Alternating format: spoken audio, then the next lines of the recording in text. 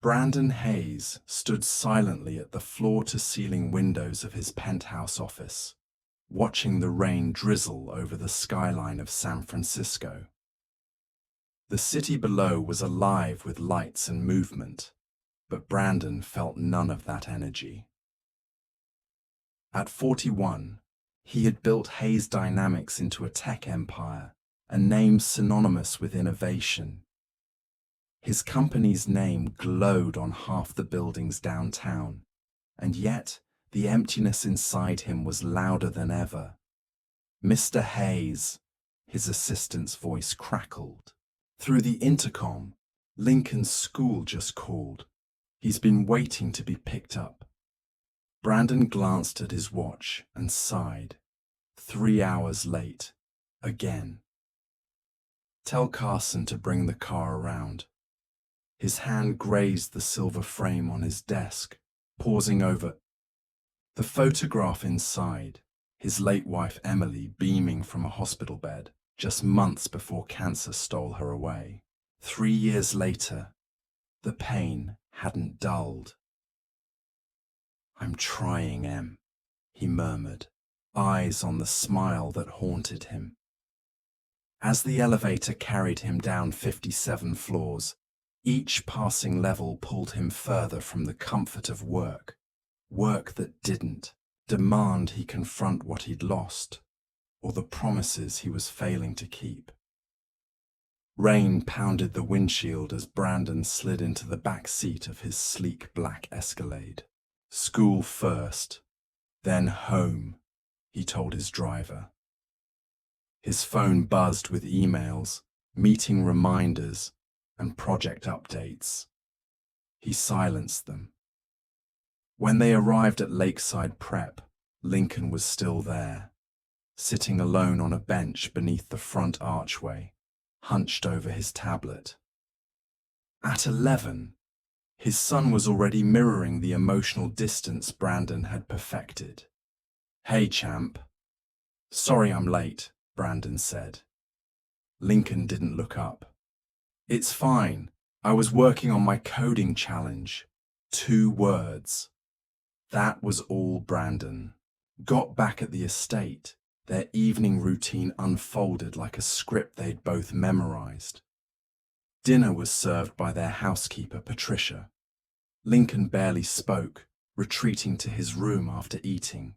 Brandon lingered in the doorway later that night, watching his son sleep, surrounded by coding books and LED projects.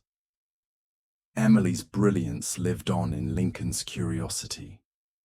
He carefully lifted the tablet from his son's lap and pulled the blanket over him. "I promised her I'd be there for you," Brandon whispered. "And I'm screwing it up." Later, he poured himself a whiskey and stood before the family photo hung above the fireplace. It showed happier times, Emily laughing, Lincoln grinning. In her arms, Brandon with his arm around them both. He had everything wealth could buy, yet none of what he truly needed. "Tomorrow," he told himself. "Tomorrow, I'll do better." But tomorrow had other plans. Brandon was heading home late from yet another day, packed with board meetings and investor calls.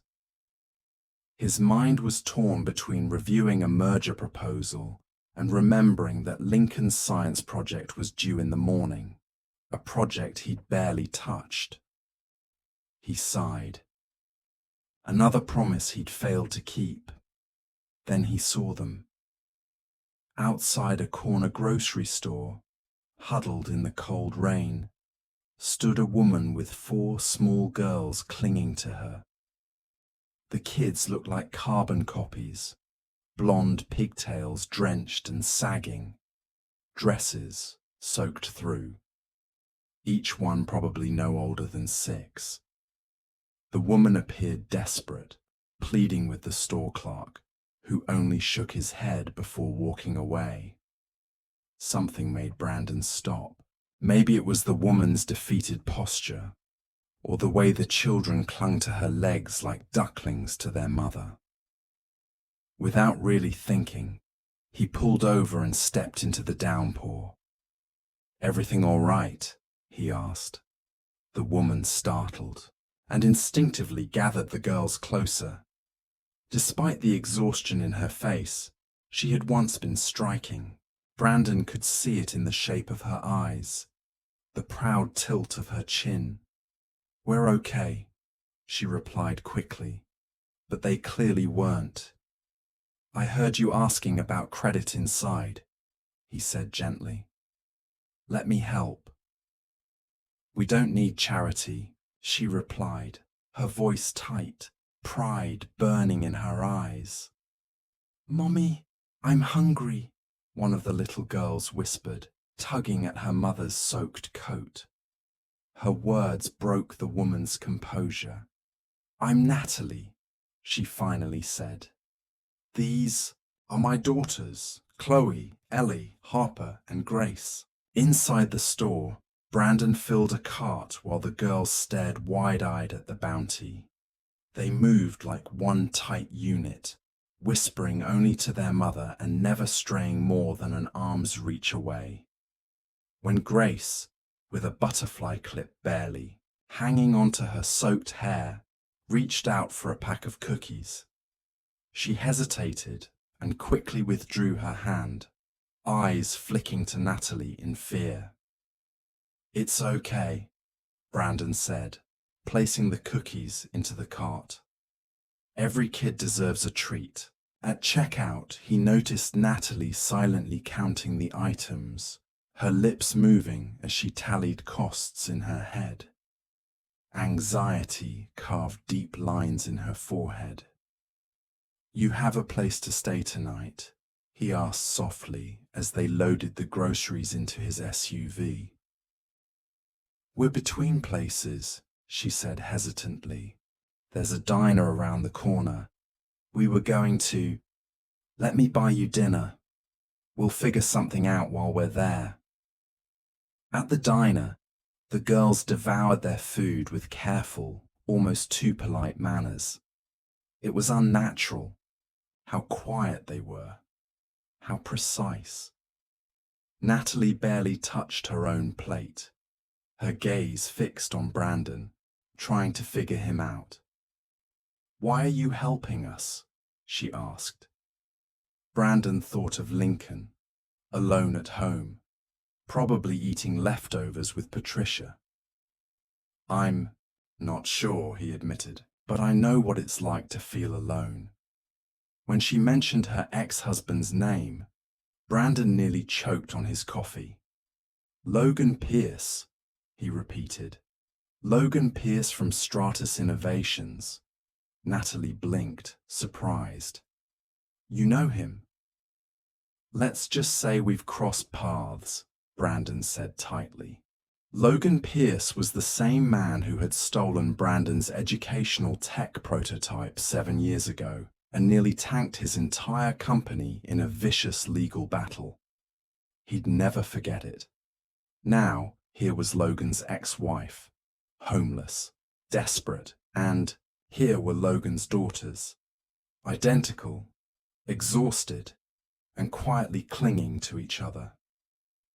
"I have a furnished apartment over my garage," Brandon found himself saying.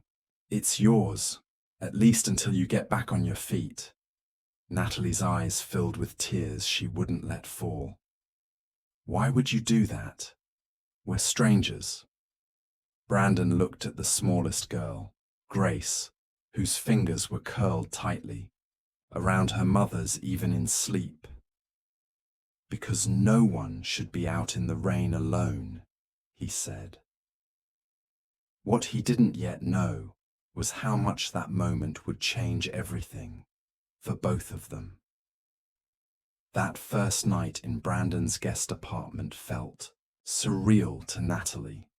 After weeks spent drifting between cheap motels and sleeping in her car, the clean sheets and warm beds almost felt too good to be true. She tucked each daughter into bed, Chloe, Ellie, Harper, and Grace, pressing soft kisses to their foreheads as they finally slept deeply. "We're safe tonight," she whispered into the dark, though part of her still didn't quite believe. A soft knock interrupted her thoughts. Brandon stood in the doorway, holding a stack of fluffy towels and children's pajamas, tags still attached. "These might be too big," he said awkwardly. "I asked Patricia to grab what she could." "Thank you," Natalie said, her voice hesitant. "For everything." He lingered a moment longer. "I should mention, my son Lincoln is 10. He doesn't know you're here yet. He's not exactly great with surprises." "Neither are we," Natalie replied, managing a faint smile. Later that night, after the girls had fallen into peaceful sleep for the first time in weeks, Natalie sat at the small kitchen table in the apartment, overwhelmed by the quiet. She opened her worn sketchbook, one of the few things she'd managed to bring when they fled, and flipped through old drawings of home interiors, ideas from a life that felt like a distant memory, before Logan, before everything fell apart, before she was just a mother on the run. Suddenly, a car door slammed outside. Natalie shot up, peeking out the window to see a sleek sedan idling at the edge of the property. A man in a dark coat sat behind the wheel, scanning the house. Her heart raced. He'd found them. She began gathering her things in a panic, shaking the girls awake, whispering urgently that they had to go. A knock stopped her cold. "Brandon, everything okay?" he asked, instantly reading her fear. "Someone's watching. The house," she whispered. Brandon's eyes hardened. He looked outside. "That's Marcus, my head of security. I had him parked there just in case. I didn't want to scare you." Natalie sank onto the couch, her limbs trembling with residual terror. "I need to ask you something," Brandon said carefully. "Your ex-husband, Logan Pierce, is he the Logan Pierce from Stratus Innovations?" The color drained from her face. "You know him?" "We've had business interactions," Brandon said, his tone clipped. "He stole proprietary tech from my company 7 years ago, nearly bankrupted me." Natalie closed her eyes. "That sounds like him. He's good at taking what matters and twisting it." The silence between them buzzed with shared pain. "What do we do now?" she asked softly. "If you want us to leave, you stay," Brandon said firmly. "Whatever happened between me and Logan has nothing to do with you or your girls, and I'm not letting him isolate you again." Inside the house, Marcus remained parked as promised, a quiet guardian watching the night. Natalie stood at the apartment window, eyes on that solitary silhouette. For the first time in months, she felt something unfamiliar. Hope. Upstairs in the main house, Brandon stood in front of the old photo of Emily. "What would you do?" he asked the smiling image of his late wife. The answer came easily. Emily would already be in the kitchen baking cookies for those girls. Downstairs, Lincoln sat in bed coding on his tablet, unaware that everything about his carefully structured world was about to shift. The morning dawned grey and wet, the sky heavy with Pacific fog. Inside the main house, Brandon poured coffee in the kitchen when the sound of small voices reached him. Unfamiliar voices, a reminder of what had changed overnight. He turned to find Lincoln, still in his pajamas, frozen in place at the entrance of the kitchen. Standing opposite him were 5 strangers, Natalie and her 4 daughters, all dressed in the clean but slightly oversized pajamas from the night before. The girls peeked out from behind their mother's legs, identical blue eyes fixed on the boy with a mix of curiosity and caution. "Lincoln," Brandon said, trying to inject some cheer into his voice. "These are our guests. They'll be staying in the garage apartment for a little while." Lincoln's face was unreadable. "You didn't tell me." "It was a last-minute decision," Brandon said, noticing the tight set of his son's shoulders. He knew change wasn't easy for Lincoln, not since Emily passed. Natalie stepped forward with poise that masked her nerves. "Hi, I'm Natalie, and these are my daughters, Chloe, Ellie, Harper, and Grace." Each girl gave a tiny, synchronized curtsy, like performers in a long-practiced routine. It was oddly formal, too practiced for girls so young. "We'll stay, out of your way," Natalie offered. Brandon watched as Lincoln retreated behind the emotional wall he'd built so expertly. Determined to avoid more awkward silence, Brandon tried again. "Lincoln, why don't you show the girls your game room? They might like your racing simulator." Lincoln stared at him. "They're girls, and they're babies." "We're 5, Chloe, or maybe Ellie," corrected gently. "Not babies." Brandon smiled at her quiet confidence. 5? That's basically grown up. I bet you could beat Lincoln's record on level 3. A flicker of something, challenge maybe, sparked in Lincoln's expression. "No way," he said. "I hold that score." "Mommy doesn't let us play games," Grace whispered, her voice soft as tissue. "Daddy said they make us too loud." The air shifted in the kitchen. Brandon exchanged a glance with Natalie. That one sentence revealed far too much. "Well," Brandon said, brightening his voice, "we have different rules here. Being loud is allowed." Later that afternoon, something unusual echoed through the mansion. Laughter. Brandon paused his conference call, phone still to his ear, as he followed the sound into the game room. There, Lincoln was showing the girls how to work the racing console, offering reluctant but patient instructions. The girls watched intently, fascinated. "Your turn," Lincoln said to Harper, handing her the controller. She held it like it might explode. But as the game began, her face lit up with focus, tongue tucked between her teeth, as she carefully navigated the track. "You're not terrible," Lincoln said once she finished. It was the highest praise he'd ever given someone younger. Down, in the kitchen, Natalie scrubbed the already spotless counter. When Brandon found her, she looked up quickly. "I can earn my keep," she said, gesturing at the clean sink. "I was an interior designer before everything. I'm good with my hands." "You don't need to clean my house," Brandon said gently.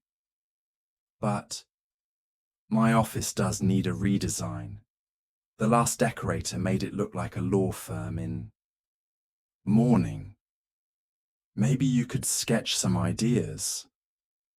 The look in her eyes, grateful, surprised, hopeful, told him he'd said exactly the right thing.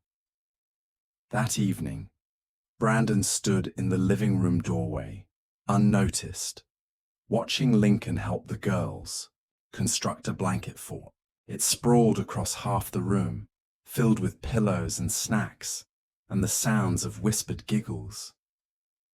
Brandon hadn't seen his son do something like that since Emily passed. Maybe the house needed more noise after all. That Saturday, Brandon suggested, a trip to the park. Lincoln was hesitant at first, reluctant to share his favorite climbing structure with 4 kindergartners. But when he realized the girls genuinely looked up to him, his tone shifted.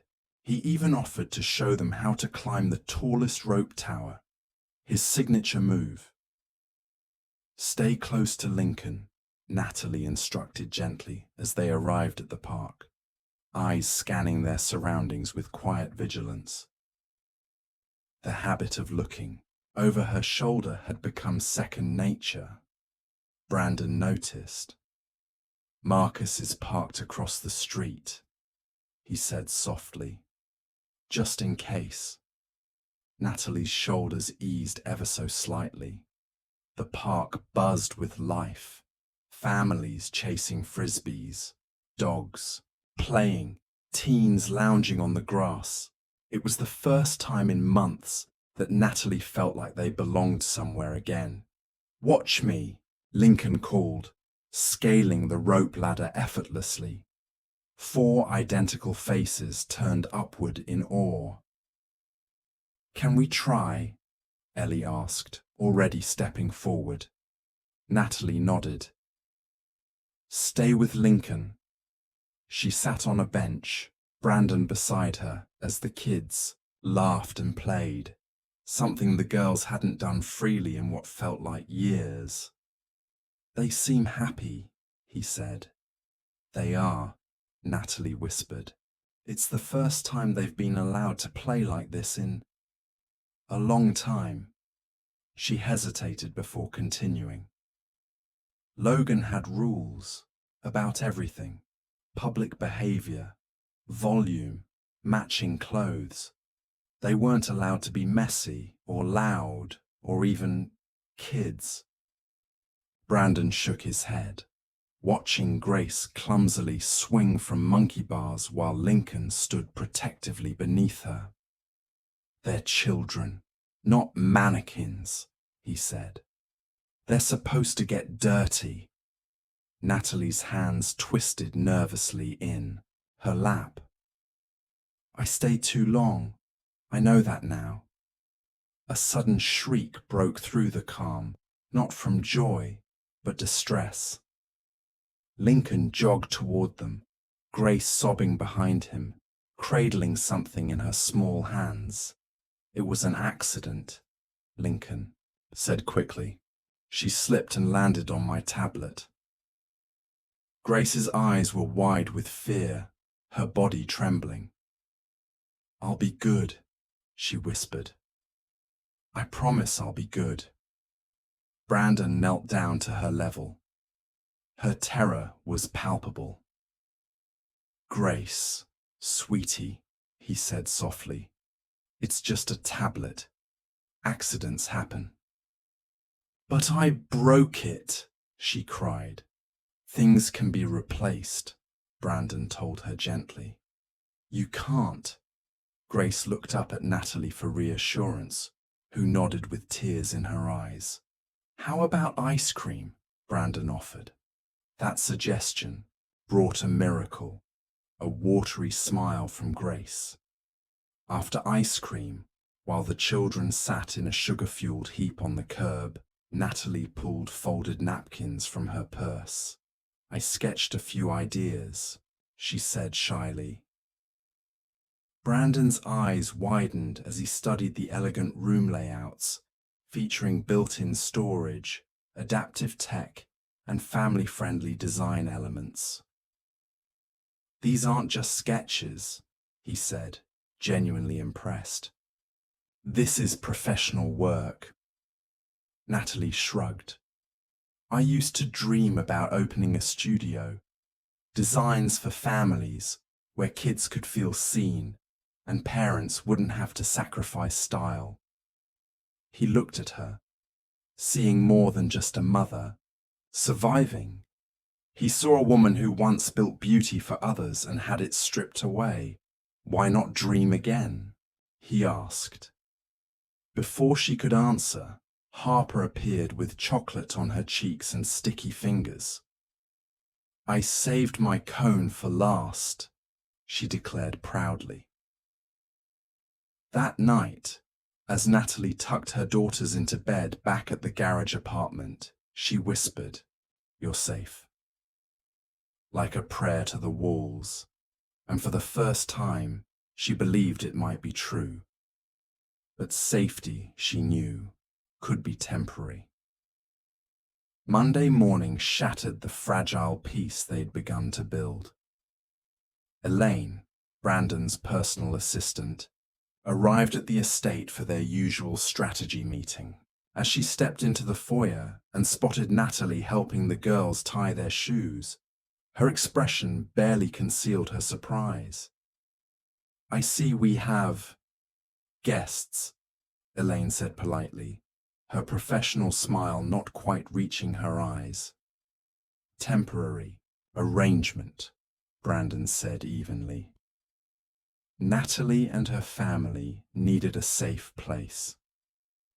Elaine said nothing more, but the curiosity in her glance lingered as she followed Brandon into the office. "The board is asking for updates on the Pierce lawsuit," she said as she set the Henderson contract in front of him. "And there are rumors that Logan Pierce's company is financially unwell." Brandon remained neutral. "That's so." "Interesting timing," Elaine added coolly, "given who's living in your guest house." Later that afternoon, as Natalie walked the girls toward the neighborhood park, she noticed a sleek black car parked just across the street. The man inside appeared absorbed in his phone, but something about the stillness of his presence made every hair on her neck stand on end. "Girls, back home," she said, keeping her voice light. "But the swings," Rose protested. "Another day, sweetheart." Across the city, in an expensive downtown office, Logan Pierce stared at photographs spread across his desk. Images of Natalie and the girls entering Brandon Hayes's home, playing in the yard, riding in his car. "She's either incredibly manipulative," he murmured to his private investigator, "or incredibly lucky. Morgan doesn't seem to know the connection," the PI replied. "How convenient," Logan said, a cruel smile forming. His eyes paused on a photo of the girls chasing bubbles across the lawn. "My daughters deserve better than a mother who abandons their father," he added. That evening, Brandon found Natalie in the garden, staring through the wrought iron fence toward the street beyond. "Someone watched us today," she said without looking at him. "I know," Brandon said. "Marcus noticed. He got a partial license plate." "He'll find us eventually," Natalie whispered. "He always does." "Not this time," Brandon said with quiet steel. "I'm having new cameras installed tomorrow. More security." "You're not alone." He paused. "How much does Logan know about you staying here with me?" "Nothing," she said. "He never shared business details with me, just his anger about them. I was part of his image, not his partner." Inside the house, Lincoln was showing the girls how to code a simple game. Their laughter, real, unrestrained, carried up through the windows. "Your son is good with them," Natalie said. "He's different now," Brandon replied. "More like the boy he was before Emily died." They watched the children, letting the silence speak between them. Whatever storm Logan Pierce was planning, they knew they'd face it side by side. The next night, a storm rolled in. It wasn't the kind that passed quickly. Wind howled through the trees, slapping branches against the windows like skeletal hands. Thunder rattled the mansion, Lightning lit up the sky in violent flashes. In the living room, Lincoln and the girls were building an elaborate blanket fortress. "It's a storm shelter," Lincoln explained with practiced seriousness, "in case the power goes out." As if on cue, the lights flickered. Once, twice, then went completely out. The girls gasped in unison. "Don't worry," Lincoln said calmly. "I've got backup lights in my room." Brandon turned on the flashlight on his phone. "I'll check the circuit breakers."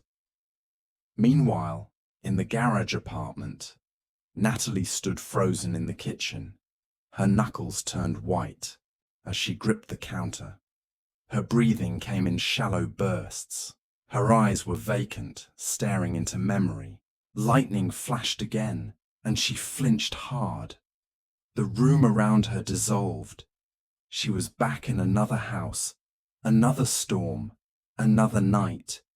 Back when Logan raged during outages, throwing objects, smashing things. She remembered the sound of glass shattering, her daughters crying in the dark, and her, frozen, helpless, terrified. "Natalie?" Brandon's voice broke through. He stood in the doorway, the beam of his flashlight falling gently across her face. She was trembling, unable to speak. "You're having a panic attack," he said softly, stepping closer but not touching her. "Focus on my voice. You're safe. You're safe here." He kept talking, his calm voice anchoring her back to the present. Eventually, her breathing slowed, her shoulders relaxed. Shame flooded her expression. "I'm sorry," she whispered. "Storms, they bring it all back." "No apologies," Brandon said. "After Emily died, I couldn't walk near a hospital without having an anxiety attack. Lincoln still gets nauseous at the smell of antiseptic." Natalie nodded slowly, the darkness granting her permission to share. "Logan used blackouts as an excuse. He said they triggered something in him.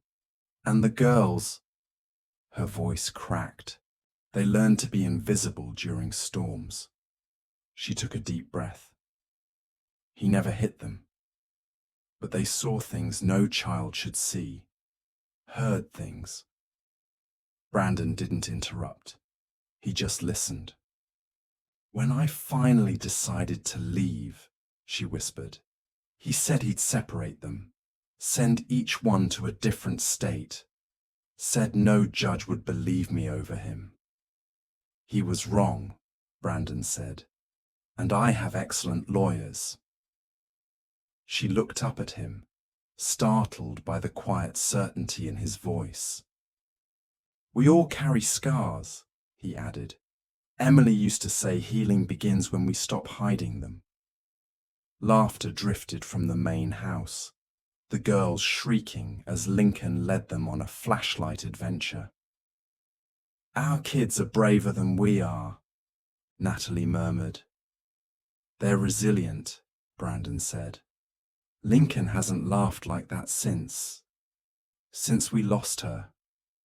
They stood together side by side, saying nothing more, letting the storm rage outside as the warmth inside slowly returned.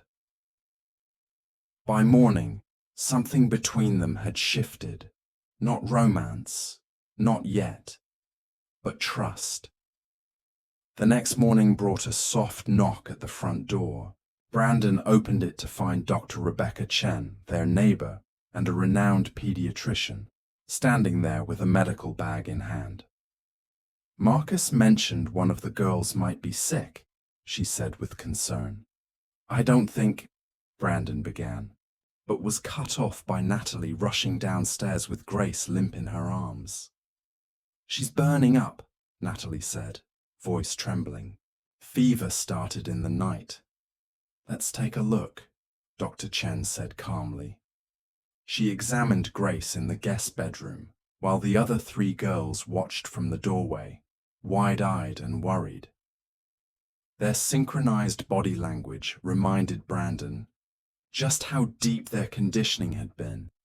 It's just a viral fever, Dr. Chen said after a few minutes. But let's keep her hydrated. I'll write a prescription to bring the temperature down. As she packed up her bag, Dr. Chen turned to Natalie. My husband and I host a neighborhood dinner every month. You should come this Friday, all of you. Natalie blinked, caught off guard by the casual kindness. Thank you, she said quietly. Later that day, Marcus arrived with new security equipment. The former Navy SEAL installed motion sensors and cameras with precision, explaining everything to Lincoln as he worked. These sensors will ping my phone if anyone even thinks about stepping foot too close, he said. Lincoln nodded like a junior agent in training. Marcus glanced toward the window where 4 blonde heads peered out. I've got 3 girls of my own, Marcus said to Brandon. They deserve to feel safe. The next week, Mrs. Harper, the school counselor, called Brandon and Natalie in for a meeting. The girls are incredibly bright, she said, looking over her notes, but they show signs of separation anxiety. Even placing them in different reading groups causes distress. Natalie braced herself for judgment, but Mrs. Harper continued gently. Art therapy has helped in similar situations. I can refer someone. Whatever they need, Brandon said immediately. Natalie looked at him in quiet astonishment, still unaccustomed to kindness offered without strings or calculation. That evening, while Brandon worked in his home office, Lincoln appeared. In the doorway, Dad, can we turn the guest house into an art studio for the girls? Mrs. Harper said they should have a creative space. Brandon stared at his son. This was the boy who once guarded his space like a fortress. Now, he was offering it to others. That's a great idea, Brandon said, his voice tight with emotion. We'll start this weekend. Without fanfare, a small community formed around them. Dr. Chen brought children's vitamins and parenting articles. Marcus expanded the security system on his own dime. Mrs. Harper sent resources and left gentle notes of encouragement. Even Patricia, the once skeptical housekeeper, baked extra cookies whenever the girls visited the main house. For Natalie, who had been methodically isolated by Logan for years, this quiet support felt miraculous, ordinary kindness that felt extraordinary. For Brandon, who had locked himself away since Emily's death, it was a bridge back to the world of the living. For the children, it simply felt like home. But storms, no matter how long the sun shines, always return. They were celebrating the girl's 6th birthday when the chaos struck. The garden was filled with balloons dancing in the breeze. A homemade cake waited with 4 identical candles. Laughter filled the yard, pure and uninhibited. Then Brandon's phone rang. His expression darkened as he listened, stepping away from the party. When he returned, his voice was calm but tight. Logan's filed emergency custody petitions, he told Natalie quietly. He's claiming parental alienation. Her face went pale. That's not all, Brandon added. Someone tipped off the media. There's already chatter about a tech CEO hiding his rival's family. Natalie's voice shook. He's coming for us. Brandon squeezed her hand. Let him. That night, the headlines exploded. Wealthy tech mogul harbors enemy's family. Is this love or industrial espionage? Scandal at Hayes Dynamics. Morgan, technology's stock dropped 15% in hours. Elaine delivered the grim news during an emergency call. The Henderson contract is hanging by a thread. Some are accusing us of using stolen Pierce technology. Refute everything with facts, Brandon said. Our tech is original, patent protected, but the attack wasn't just professional. As the birthday party wound down, alarms blared from the main gate. Marcus's voice came through Brandon's phone, low and urgent. Breach on the north perimeter. 3 masked intruders had scaled the fence. They spray-painted slurs on the mansion walls. Child thief and home wrecker. 1 was caught. 2 escaped. Inside, the children were rushed to a safe room Brandon had built years ago when Emily was sick, and fear of losing Lincoln consumed him. The girls huddled in blankets, clinging to one another. Lincoln stood in front of them protectively, silent but alert. Later that night, Natalie turned to Brandon, her voice hollow. We need to leave. We're putting you and Lincoln in danger. That's what Logan wants, Brandon said. To isolate you, to scare me. I won't let him win. He'll destroy everything. Let him try, Brandon said firmly. He tried once before. I'm still standing. By morning, Brandon had moved the entire household into a secured penthouse apartment owned by Hayes Dynamics. It was luxurious, but temporary, a fortress above the city skyline. The children missed school that week. Brandon worked remotely, juggling lawyers, damage control, and investor reassurance, all while trying to keep 5 worried children feeling safe. At night, when the children finally slept, Natalie spread out her design sketches on the living room floor. What began as therapy became something real.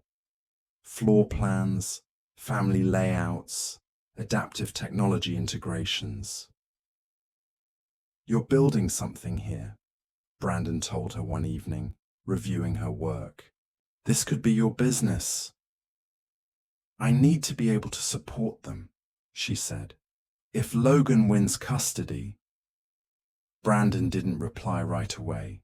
He could see the fear behind her eyes, but also something else. Fire.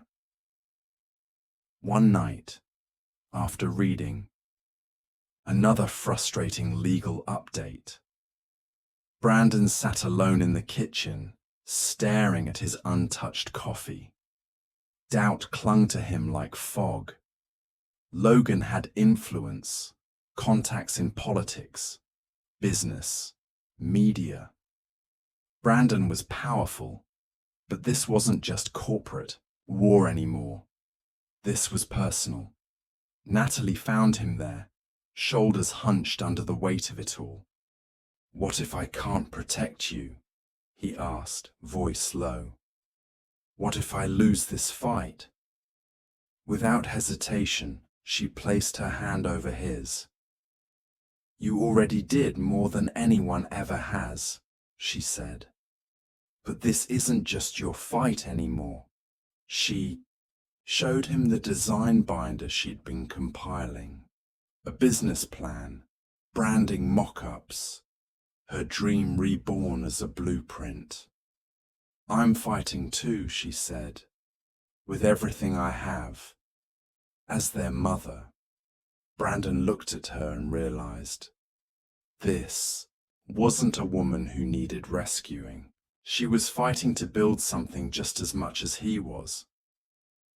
Across the room, Lincoln sat on the floor, helping the girls debug their first simple game. "Dad," he said later, more animated than Brandon had seen him in months, "I think we should help Natalie launch her company. I could design the website." At that moment, Brandon realized they had already won the most important battle. They were a family. The courthouse loomed, grey and grim against the morning sky. Natalie's hand trembled in Brandon's as they ascended the steps. Behind them, Marcus and 2 other security guards flanked them, blocking paparazzi and protesters. Inside, Logan Pierce was dressed in a crisp grey suit, flanked by lawyers, his expression a masterclass in fake paternal concern. "Natalie," he said sweetly, "I've been so worried about our girls." Brandon felt Natalie stiffen beside him, but she didn't flinch. "They're not property, Logan," she said. The mediator, a woman with sharp eyes and silver hair, sat them at a polished oak table. "This is a preliminary hearing," she began. "Our goal is to avoid full litigation if possible." Logan painted himself as a misunderstood father. He spoke of structure, values, and the confusion of his daughters being ripped away by a mother in distress. His lawyers cited character witnesses, business awards, family donations.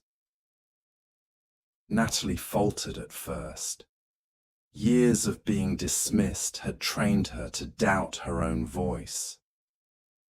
But then she looked at Brandon, calm, steady, beside her, and she spoke. "I believed him when he said no one would listen to me. I believed he'd take them, divide them, erase me," she said. "I stayed silent for too long. I'm not that woman anymore." The supervised visit with Logan backfired almost immediately. The girls, once trained to perform like little dolls in his presence, now kept their distance. When he tried bribing them with gifts and promises, ponies, vacations, they looked at him like a stranger. "We like our new school," Chloe said politely. "Lincoln teaches us coding," Harper added. "Mr. Brandon doesn't yell when we spill things," Grace said, her voice innocent but crushing. Each statement hit Logan like a brick. When the girls asked to leave early, saying they wanted to go home, with Brandon and Lincoln, Logan's mask cracked. In the hallway after the session, he cornered Natalie. "You can have them," he hissed, fury barely contained. "But you leave Seattle. Cut all ties with Hayes, or I will ruin him." Natalie stared him down. "Is this about the girls, or your ego?" "This is about what's mine," he spat. "You have 24 hours. That night, Natalie told Brandon about the ultimatum. To her surprise, he didn't get angry. "It's your choice," he said. "Whatever you decide, I'll respect it. You'd let us go." "I'd hate it," Brandon admitted. "But I'd understand." Before Natalie could decide, a phone call changed everything. Elaine called Brandon, her composed voice laced with urgency. "You need to come to the office. Bring Natalie. Now." When they arrived at Hayes Dynamics headquarters, a woman was waiting in the glass-walled conference room. Vanessa Ellis, Logan's former executive assistant. Her hands trembled as she clutched a USB drive. "I worked for him for 7 years," she said. "I saw everything, and I can't stay silent anymore."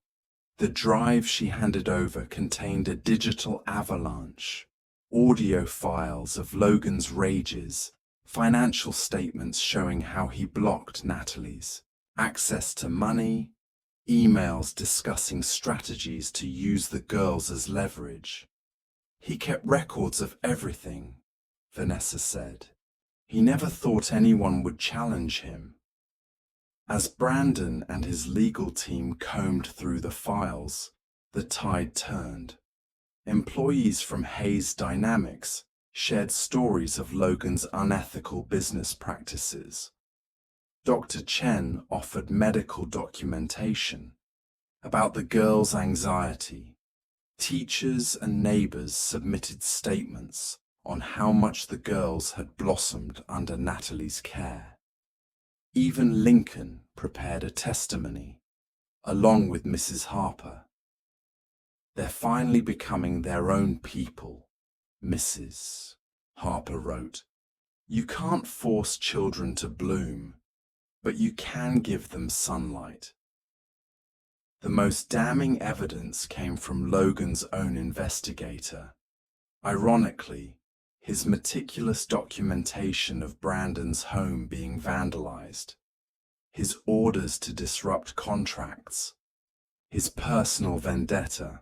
Logan's attorneys folded. They offered a settlement. Natalie would receive full custody.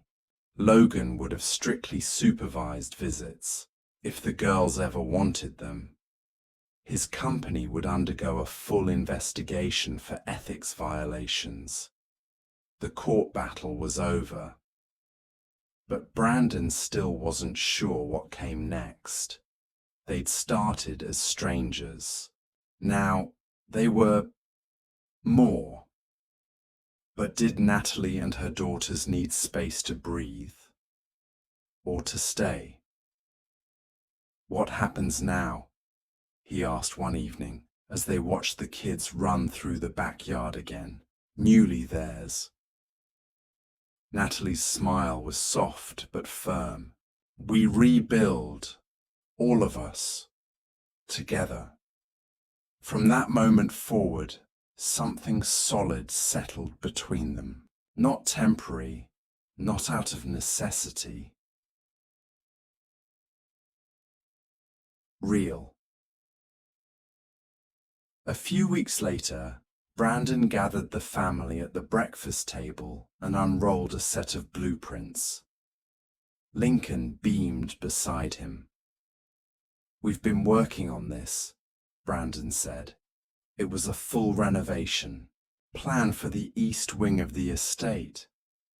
This," he said, pointing to the largest space, "will be your design studio, Natalie, complete with client offices and a tech lab.